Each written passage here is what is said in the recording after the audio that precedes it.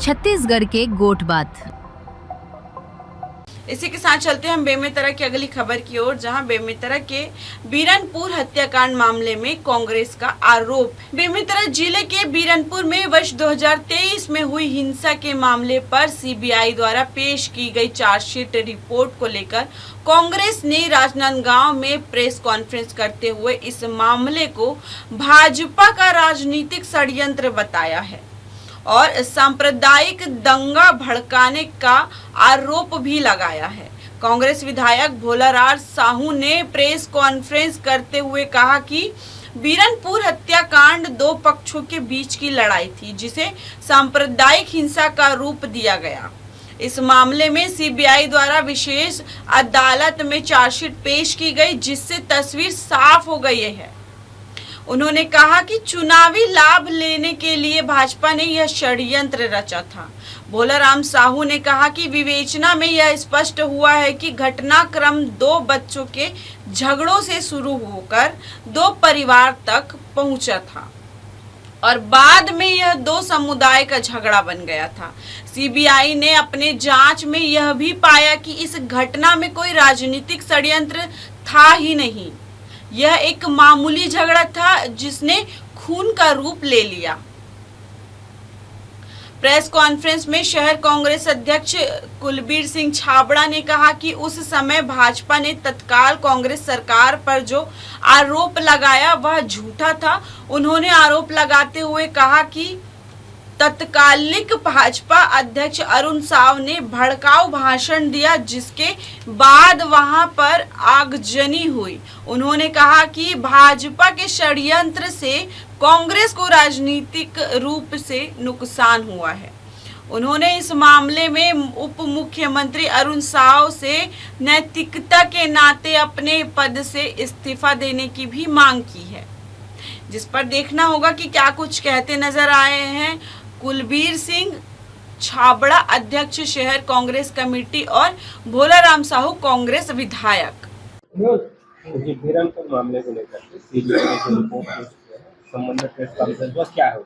बीरनपुर जो हत्याकांड के मामले में आज प्रेस वार्ता हुई, जिसमें माननीय हमारे मुख्य प्रेस वार्ता लेने में आदरणीय श्री भोलाराम साहू जी विधायक महोदय जी ने जानकारी आप समस्त मीडिया के सामने रखी। निश्चित रूप से ये एक ऐसी घटना है कि भाजपा कहीं फर्जी वोट के नाम से, कहीं हत्याकांड करा के, कहीं दंगा फसाद करा के ये वोट लेकर और इस प्रकार से सीट हथियाने के लिए और जनता के जनमत को किनारे करके दंगा फसाद करके ये पूरे जगह इस सांप्रदायिकता जो है उसका हनन कर रही है।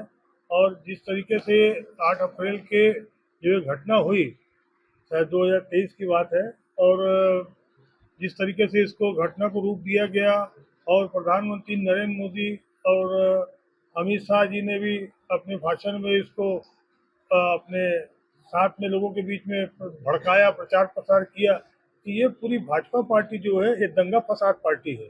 ये ऊपर से लेके नीचे तक के ये काम करते हैं, षड्यंत्र कूच रचना करके ये ऐसा दंगा करवाते हैं और उसके बाद में इनका नीचे के कार्यकर्ता से लेके प्रधानमंत्री तक के इस दंगे की परिभाषा को साबित करते हुए और दंगा फसाद की कूच रचना से हुए सब घटना को 10 गुना ज़्यादा बता के जिस प्रकार से ये षड्यंत्र करता है। आज सीबीआई के चार्जशीट से सब चीज़ें क्लियर हो चुकी हैं। ये दो परिवारों की, दो बच्चों की जो घटना थी, इसमें कोई ऐसी बातें नहीं थी। तो ईश्वर साहू जी भी फोकट में फर्जी टिकट पा के, सहानुभूति पा के जीत गए और साथ में उनके लड़के को शायद नौकरी भी मिली है, तो नौकरी का भी पर्दाफाश होना चाहिए, नौकरी को भी उनको बर्खास्त होना चाहिए। जब चीज़ें क्लियर हो गई कि स्थितियाँ ये है, तो कैसे ये भाजपा इस प्रकार से जो बेरोजगार हैं उनको रोजगार उपलब्ध नहीं हो रहा, लेकिन ये फर्जी षड्यंत्र रच के इस प्रकार का काम करते हैं और किसी को रोजगार दिलवा देते हैं, यहाँ पे नौकरी दिलवा देते हैं और बाकी जो बेरोजगार है बेचारे वो अपने बेरोजगार रह जाते हैं। ये सब घटना से स्पष्ट हो चुका है कि हम नहीं कह रहे हैं, ये जो चार्जशीट में जो रिपोर्ट है जी वो कह रही है कि ऐसी कोई घटना नहीं थी। तो आज नैतिकता के नाते अरुण साहब जी भी दूध बन के गए थे अमित शाह के और नरेंद्र मोदी के कि दंगा फसाद को कैसे भड़काना है तो क्या बोलना है। ये सब चीज़ें षड्यंत्र में शामिल हैं, ये सब षड्यंत्रकारी है, वे सब दंगाई हैं लोग। इनके खिलाफ में मामले दर्ज होने चाहिए। इनको कभी टिकट नहीं मिलना चाहिए। ये कभी जनप्रतिनिधि कभी बन गए, ये दंगा फसाद करा के जनता के विकास को, शहर के विकास को, देश के विकास को, राज्य के विकास को रोकेंगे, तो इनके ऊपर भी तगड़ी कार्रवाई होनी चाहिए। हाय, मैं हूँ तापसी पन्नू और आप देख रहे हैं MNS न्यूज़। आप देख रहे हैं MNS न्यूज़, सच जरूर।